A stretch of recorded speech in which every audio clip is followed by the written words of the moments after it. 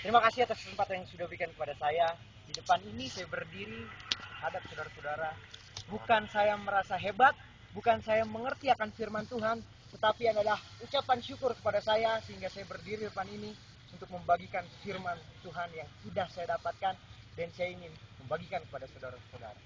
Tetapi sebelum daripada itu semua, mari kita sama-sama berdoa.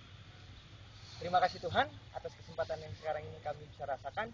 Sekarang kami akan mendengarkan firman-Mu, berbicara kepada kami. Biarlah Engkau hadir di tengah-tengah kami dalam firman-Mu ini Tuhan. Yang menjadi doa perabaan kami Tuhan, hanya di dalam anak-Mu, Yesus Kristus, Juru Selamat dan Penebus kami. Amin.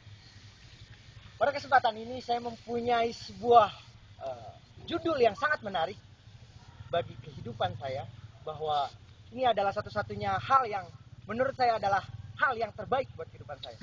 Judul khotbah yang saya akan bawakan adalah injury time.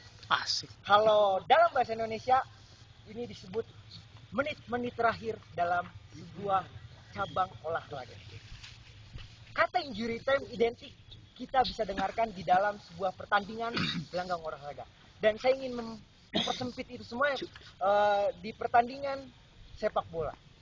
Sering sekali, banyak sekali manusia yang menunggu akan menit-menit terakhir, atau dalam sebuah pertandingan, baik penonton, ofisial, dan bahkan pemain itu sendiri sedang menunggu pertandingan berakhir, yaitu adalah injury time. Dalam dua kategori ini ada dua hal kriteria manusia, yaitu yang pertama adalah sedih melihat tim kebanggaannya kalah, dan senang melihat tim kebanggaannya akan menang. Pada suatu kali, ada seorang atlet. Dia mempunyai kemampuan yang baik, dia mempunyai skill yang baik, dan dia mempunyai talenta yang baik dalam pertandingan sepak bola. Pada suatu ketika, dia mempunyai sebuah pertandingan yang dia dapat lakukan. Dalam cerita ini, anak kecil ini mempunyai kemampuan yang baik. Dia mempunyai umur sekitar 13 tahun.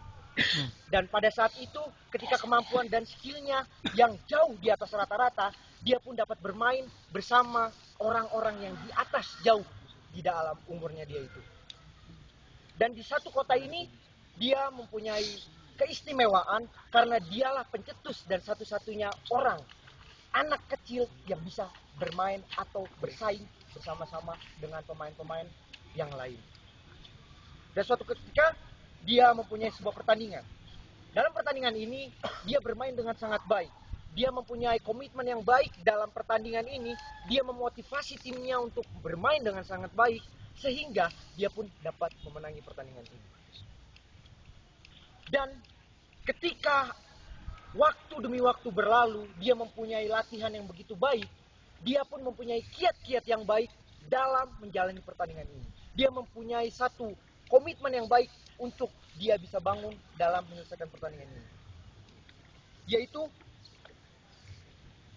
mendengarkan instruksi pelatih.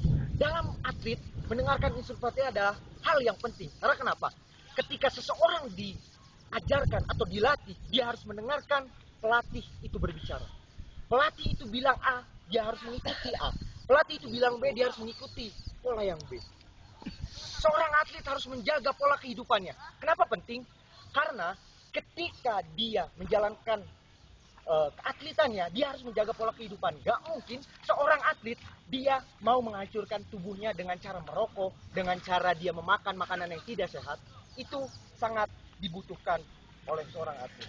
Yang selanjutnya adalah dia harus bekerja keras, dia harus berlatih, dia harus memberikan yang terbaik dalam proses pelatihan itu dengan bekerja keras.